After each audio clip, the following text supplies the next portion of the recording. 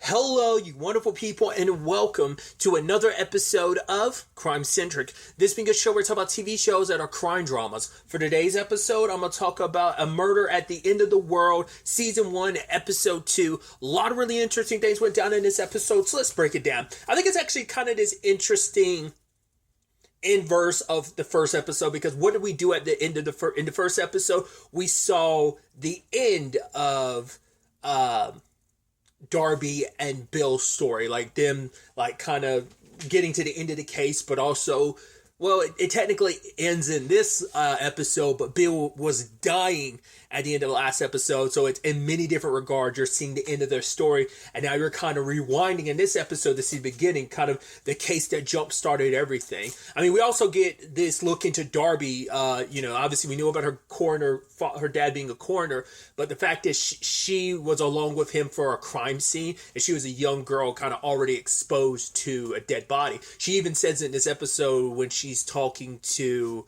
Lee that she's been to like 57, it was something like that, 50 some crime scenes, and so she got exposed to it at a young age. What I think it's interesting too is I have to look into the actor who plays her dad, because I'm like, that actor, I've seen him and stuff, I just can't place where. But what I thought was interesting is, like, even one of the cops was like, geez, you let your daughter come with? He's like, it's fine, she's not doing anything. He was kind of, I guess, like, he was, well, she lost her mom probably like at a very young age. I don't think they really went into how, like, I'd assume because she's with her dad right now must mean her mom's not in, like, her mom must have already died at that point in time, but she must have been really, really young when her mom died. But either way, like, him, I guess, felt like maybe he saw something in Darby, that her fascination with the dad, that made him go like, okay, like, maybe it kind of brings them closer. Like, maybe it became like their own language that they spoke. And so we see why Darby kind of acts the way she does around death. And I think maybe a lot of that played a role, because when you look at Darby, the only relationship we've seen her so far develop, she doesn't do well with people. That's why I think her interactions with Bill matter the most, because you see, like, yes, they had the case going on, but what does she do? She's talking to Bill, got the headphones, and talking to him all the time, which, this is her in high school, which I'm like, dude, I was that person. I think a lot of people were, but I remember being like that. I was in a very similar, well, not the murder mystery element of it, but I was in a long distance relationship. The long distance being me living in North Carolina and my girlfriend at the time being in Florida. And I would only want to talk to her. Like, I had friends at school, but, like, to me, it's like, no.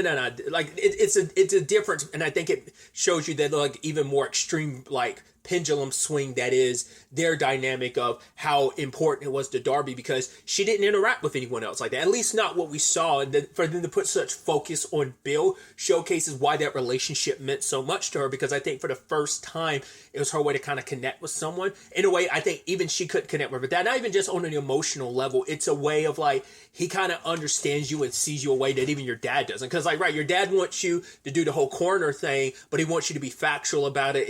We're not here to kind of solve the murder. We're here to kind of put down what happened to this body. So that's all there is to it. But for her, it's like her brain works different ways, because she's like, you had these earrings. Like, shouldn't there be something more significant? Why aren't the police paying more attention to it? She's kind of getting caught up in the details where it seems like everyone else is just kind of brushing off. It's like, yeah, girls wear earrings. Like, is it that really big of a deal? So, but even her dad kind of brushed that off, but it's like, yeah, this is the way my brain works, is how I work on it, and she couldn't let the case go. It's like, no, it stuck out to her, and she wanted to kind of see this through, and that's when she was researching the earrings and stumbled across a forum that Bill has started, which we do see that she still checks out, because she was looking at it when she got the message from Ray last episode. She was on the Doe Files, like a website and stuff, right, where they put info about, it's a forum for people to gather about Jane Doe cases and stuff, amateur internet sleuths type of situation. And so she ended up connecting with Bill, and what really, he's like, oh, like, what's someone else, like, tell me more and more. Okay, and is that it? And she ends up saying, like, oh, the dead speak to me, and that made him kind of reach out to her, and they talked in the video. And I loved her explanation for it. It actually, especially with the coroner angle of it, if you've ever seen the show Coroner, she kind of reminds me a lot of Jenny Cooper. She's the main protagonist of Coroner. She's the coroner in that situation. But that's Jenny's situation too. She kind of speaks for the dead because they have no voice. And Darby's kind of almost like that, where she was like, it's not like I really communicate with the dead, but it's like something kind of compels her to kind of see this through. Like on some level, it's more like she's like, the silence kind of passes through me, and I'm compelled to kind of see their situation through. And even learning about Bill, where for him, because she was saying that's why she does this, and Bill was like, yeah, I'm more of a puzzle guy, but also he's like, that's why he likes hacking so much, because he's like the world just seems so like insurmountable. Like there's just so many walls that seem so insurmountable, and that's what makes hacking so interesting. He's like, me and my friend in our basement found like this exploit that could mess up like the OS system of most routers, and could basically mess up like 2/3 of the internet. And but we never, like, obviously never did anything with it. But, like, just the fact is that the world can be just so easily hacked and stuff like that is interesting. And she's like, oh, is that what I am? And he's like, nah, Darby, you're not hackable. Like, you're not like that. Kind of saying, like, whereas the rest of the world feels like it needs to be hacked or whatever, you don't. Like, because he's saying that any man would die trying to, because you are kind of, not in his words, but kind of my own word, you're kind of a riddle wrapped in an enigma type of situation, I think, is kind of how he was kind of putting it. And you could tell it really like struck a chord with her. She really enjoyed her conversations with Bill. I mean, like I said, it kind of makes it even sadder, because when you look at that like situation of like how important like this connection was, it meant a lot to Darby, but you could already tell she was already taking steps back, when it's like, oh, like when she ends up researching something and she's like at 3:00 in the morning looking at stuff, being like, oh, I think I found a cold case, because they were going to look through files based on states with like, hey, there had to be someone that ended up escaping this killer.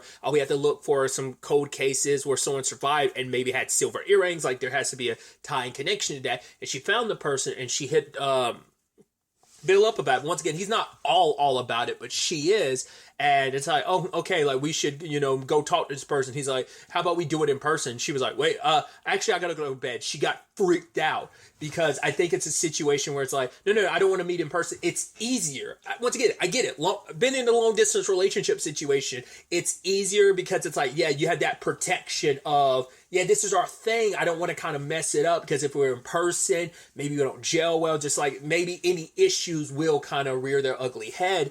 And it's easier where like, oh, we're separated by distance. We have this thing. It's our thing. And to kind of disturb that rhythm could destroy everything. And I think that's what she was scared of. Like I said, it's sad too, knowing what their future holds, that things kind of fell apart, like, afterwards. And once again, that conversation of it's too much and at the same time not enough. And for them to kind of lose track to each other after that year and not speak to each other for like 6 years, it's sad. And now the moment they're reunited, they talk a little bit. Next thing she knows, he's dead. So I'm curious, like, how much her dad knew about their whole everything that they were up to, because he sees her on the phone all the time. But it also seemed like her dad was trying not to pry, because maybe for him it's like, okay, you're out there reaching out to people, I'm happy, and I don't want to kind of make you feel weird or awkward about it. I want you to feel okay and comfortable to kind of, because maybe even he, like, that's why maybe he not latches on, but why he kind of kept her so close is because he knew she didn't really fit in with anyone else, and he didn't want her to kind of be so alone. Maybe that's always been his concern since her mom died. But now that she had Bill, like, maybe he was like, all right, I'm going to keep my distance. I'm not going to ask too many questions. I'm going to let you do your thing and be happy. So it seems like his daughter's happiness is all he kind of really wants. That's why he was like, oh, like this Andy Ronson thing, yeah, go for it, honey. Sure thing,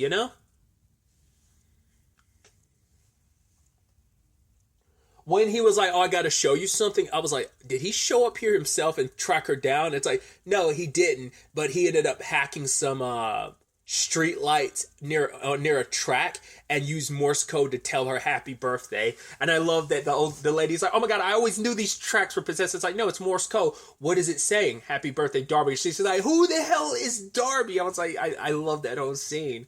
But she ultimately ends up meeting up with Bill later, and it's really beautiful. Also, especially because they play Moon River, specifically the Frank Ocean cover, because that was actually, I think that's the only version of the song I've ever heard was the Frank Ocean cover of it. I must have heard it in something, because I remember independently looking it up, and obviously the version I found was the Frank Ocean version. So it also must have been around the time he recorded that. I mean, that must have gotten released around this time or something, because this part of the story is taking place in 2016 or so. But yeah, the original song is sung by Audrey Hepburn. I always flip up Aubrey and Audrey sometimes. Audrey Hepburn in Breakfast at Tiffany's. It's like, that was the first time the song was ever sung, was by her in that movie. But yeah, like I said, I've never even heard the original. All I've ever heard was the Frank Ocean cover. And obviously, like, the message of that song, it's chosen specifically because of their circumstance. I almost wonder, like, because I know some TV shows will use covers. I'm like, is it legally, like, licensing wise, is it easier to get the cover than the original? Like, I wonder, how does that work? I mean, once again, it's like, it's most likely being used because of, like, I would assume around that time is when, it's like 2016, 2017 is when he released that, but I think it might have been 2016, considering it is 2016 at the time of that part of the story taking place. But I'm like, once again, it's just always the behind the scenes movie and TV show magic of it all. I'm like, now that I'm more versed behind, like, like the licensing and stuff like that, but I'm like, what? Like, is it actually cheaper to get the cover? You still have to pay off the license to the original, I would assume. So, I don't know. I don't know if can you license a cover? That's what I'm curious, because it's like, that's kind of I guess as long as you're not making money off of it, it kind of falls under fair. I don't know like how that, I guess, like, as long as you, like, rendition it in certain ways and stuff. Like, once again, I'm getting to the musical technicality of it. Regardless, my whole point was just, like, it's beautiful, and just obviously it resonates so well with these two drifters, you know? And just, like, obviously the song playing and just them meeting, like, locking eyes. And like I said, just as he fully dies this episode, even though he kind of technically died last episode, but they couldn't resuscitate him this episode. He dies this episode, and the episode ends with them meeting. I mean, it's actually kind of back to back of, like, her watching the police take away his body, and then, like, you know, her meeting him in the past and stuff like that. So just, it all kind of coming full circle. It's even more poetic. I mean, I'm sure because of the structuring of this is why they probably decided to release the first 2 episodes as a package. You know, because you don't get to the death part until the end of episode 1, because a lot of episode 1 is setup, very important setup, but I get why you probably want to, pacing wise, want to do the first 2 episodes to kind of get people a little more in the swing of things. But kind of present day, picking up where the last episode had left off, Darby runs and ends up getting Sean and tries to get her to resuscitate Bill, and it doesn't work. But then she's like, he overdosed, and you can tell, like, Darby's mind is going, like, not kind of a million miles an hour, because, like, you see her focusing on the thing that he used, the thing he injected himself for drugs. She even sees her book, and it's just like, right, everyone shows up. Even the guy pushing her out of the room, like, oh, this is a private matter. It's like, she just said it's her friend that's dying, but I guess it's like, you know, I guess it'd be like a medical situation. Like, you know, at the hospital, it's like, are you family? Are you family? Are you the husband or wife? It's like, if there's no, like, relation in that regard, you can't go into. I guess that's the same for, but it feels a little weird to do that under this case, considering she's the one that discovered the body. She's already been in the room. Like, what do you, like, it feels like that was done on purpose.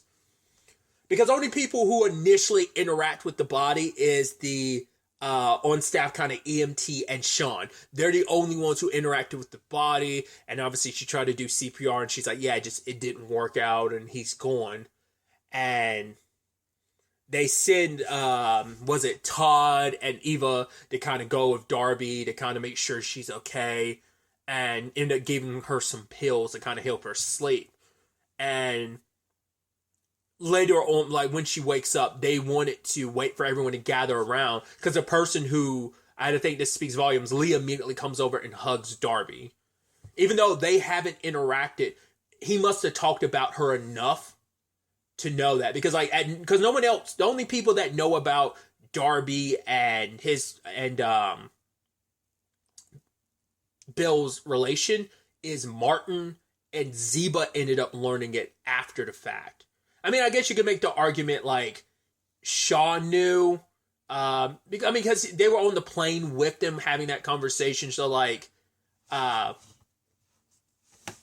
Lou May might have like overheard that because she was still kind of awake at the time when he brought that up. But that might have been a quiet enough conversation between him and Darby that only Martin knew that at the time. But obviously, once again, he told Zeba last episode while him and Darby were swimming with everyone else. So not many people knew that relation. But like, my point is, Lee hugging her first kind of speaks like she knows, because probably it is a situation. Well, because to be fair, Lee did say later on she read the book. Now I'm curious, did she read the book because Bill recommended it to her? Or, I mean, it was all, because also let's not forget the book was dedicated to Lee. So a lot of, like, I'm assuming Bill maybe talked about Darby a lot with Lee, maybe. And I wonder who put who onto the book. Like, did Bill go like, hey, this is Darby, this is someone that I was in love with who ended up sending me this, who I went on this situation with, like solving a serial killer situation, and this is, like, this is a book she wrote kind of about our event. I'm curious if that's how that worked, but it's like, because they, like, everyone else is kind of like, oh my god, this sucks. But obviously, for Darby and Lee are the only ones that are heartbroken about it. Everyone else is heartbroken in regards of like, oh my god, someone died. Hey, let's all leave. But you have Andy being like, no. Like, what would Bill want us to do? And it just seems so like, oh, we're doing this also for Bill. It's like, took us 2 years to put this all together. We've got a lot of bright minds here. We should keep going. You know, the decay of this world in so many facets isn't going to slow down. In fact, the longer we wait, the more likely it's going to be worse. That next time it might take another 2 years to get us all together again. Like, the world will be in an even worse state beyond us being able to do anything anymore, right? And you can tell it bothered Darby that it's like, you're using like his death is some excuse to kind of keep going. And so Darby decides to do what she does best. She investigates. And so she wants to find out the truth, and she examines Bill's body and determines he was most likely murdered, because talking to Ray, it's like, okay, how many people will inject themselves in their dominant arm? It's like, no, it makes a lot of sense. I'm also one of those weirdos who I feel like I use my non-dominant arm.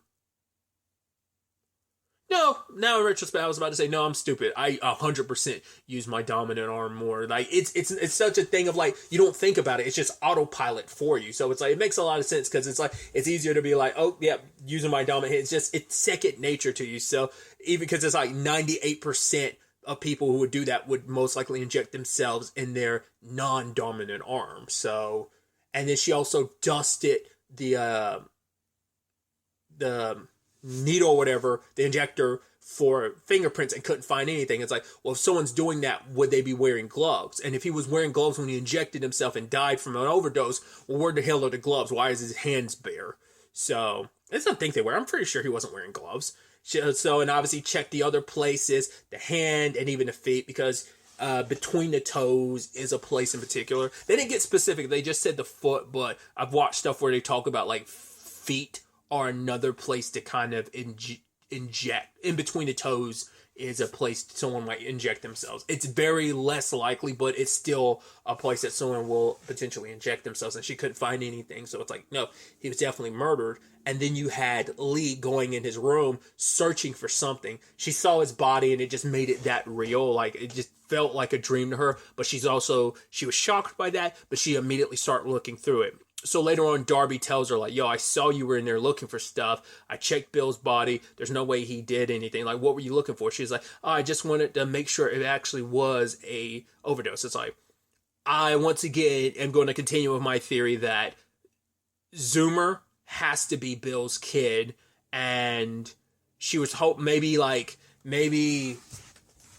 Bill was going to try and make that official or something like that. Maybe he had some paperwork in correlation with that, being like, oh, maybe he got a DNA test or something like that, and that's what like, whatever it was definitely correlates to Zoomer being his kid or something. It had to be something, and she wanted to make sure that whatever it was, Andy didn't get his hands on it, and probably still did.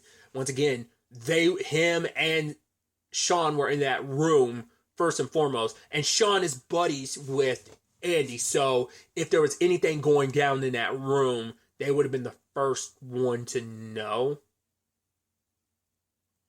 Like know if there was something there, because they might have already searched a place and then put everything back. I don't know. It's also interesting too, because we had that little back. I don't know if like a B plot of sorts with the whole Martin thing of like, oh yeah, like he's made so much, he's worked so much and see so much over his decades as a filmmaker and stuff. Well, he's like, I've been on this earth for like 3 decades. I've seen all these movies and stuff, but he's like, his partnership is going to be with Ray. Interesting timing for this, considering everything that went down with the WGA strike and the SAG-AFTRA strike, where a big component of that was artificial intelligence, or as the other phrase, as Andy likes to call it, alternative intelligence. But Ray says, like, right, the whole conversation of AI can't make art. Even if it can replicate it, but it will have no soul. But that's where it's like, Martin was making the whole point of, hey, he's been able to read all of Shakespeare, seen every movie that's ever been made, every book that's ever been written, and it's like, write the next Harry Potter book in, what was it, like, kind of like basically the style of like William Shakespeare. It was something specific like that. But it's kind of saying like, this is the new way forward. Once again, just interesting conversation. This was written most likely like, for all we know, like 2 or 3 years ago, where AI wasn't the big conversation that it is now. So it's just ironic that that's kind of happening now. And it's just like, I mean, maybe that's just kind of like, maybe Britt and Zhao, who are like the 2 of the big creator and writers on this project, maybe they were some of the actors and writers who saw the for lack of a better term, writing on the wall when it came to the AI conversation. Once again, it's just so interesting, and obviously this is dropping after the SAG-AFTRA strike has kind of come to an end, so it just feels so.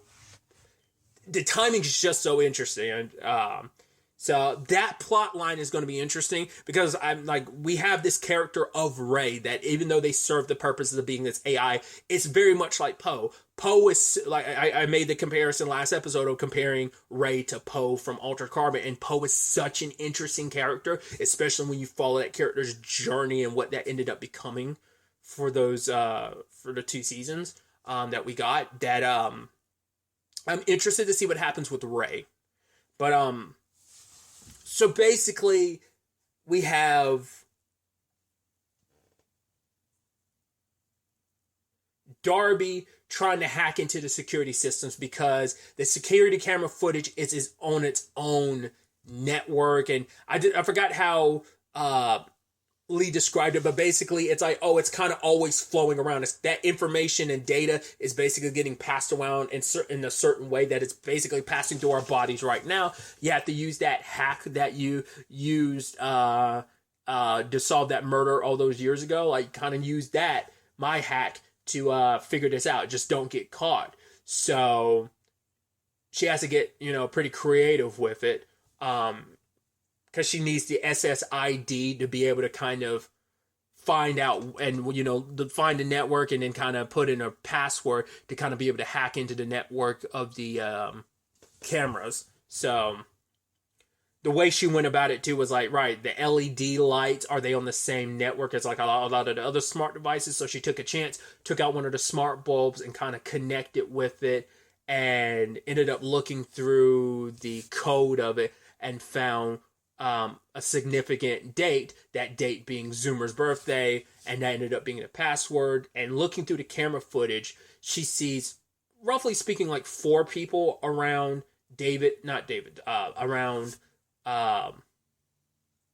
around Bill's room. It was like 2 workers, part of the staff. Then we had David on the phone near the plot by, and then we had Zeba, who was, I'm assuming that's after she found out from Darby that like, oh, you know Bill. Like, we know she was always interested in Bill. She had made it clear at that point. So that might have been after she found out about that she went to go see Bill. But you look at her expression, she heard something in that room, or there was something that went down that she heard. But then, like, she immediately left. And then there kind of was no one. And then at one point you see the door open, but you don't see anyone going because no one was in front of the camera. But then all of a sudden someone wearing a mask jumps up in front of the camera. So it's like the view of the camera, like, were they out of view or did they come in from a different, like, they could have already been waiting in Bill's room, because only some people have access to certain rooms. Like, your ring specifically is coded to open your door, except for Darby, who, like, reconfigured hers to open up. I think it gave her, like, I think she has access to everyone's room now, not just her own room or Bill's. I think it's just easier, just make it so, like, yeah, I mean, all access key. I don't think that pertains to the places that are, like, off limits, but I think maybe specifically the rooms. Maybe it was just specifically just to be able to get into Bill's room that she reconfigured it, but I'd assume it kind of let her get into anyone's rooms. But either way,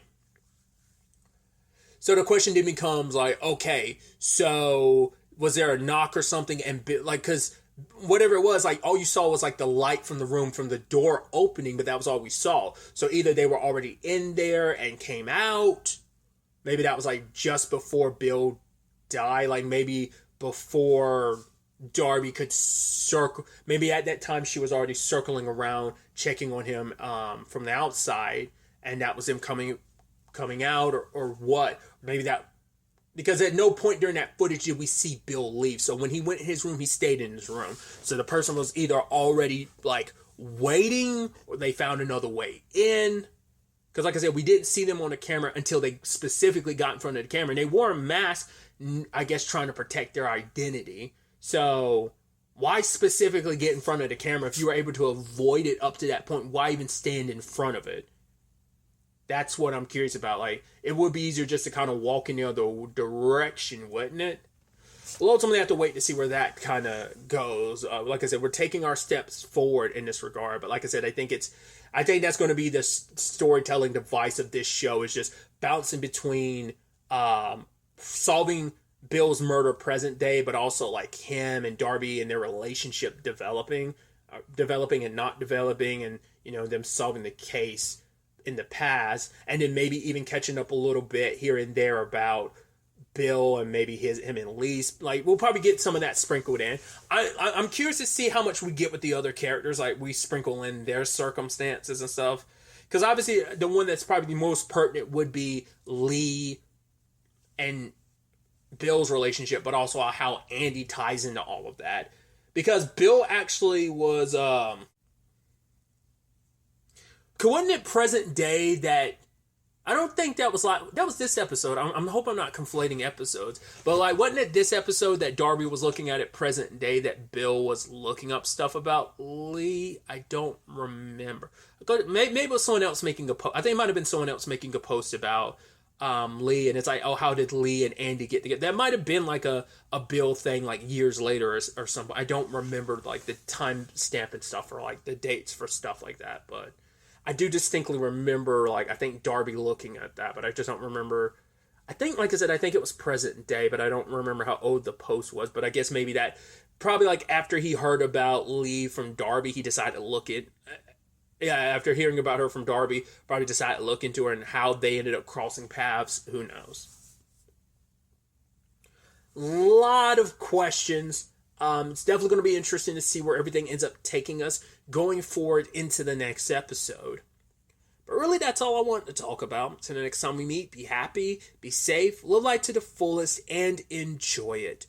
Good day, and good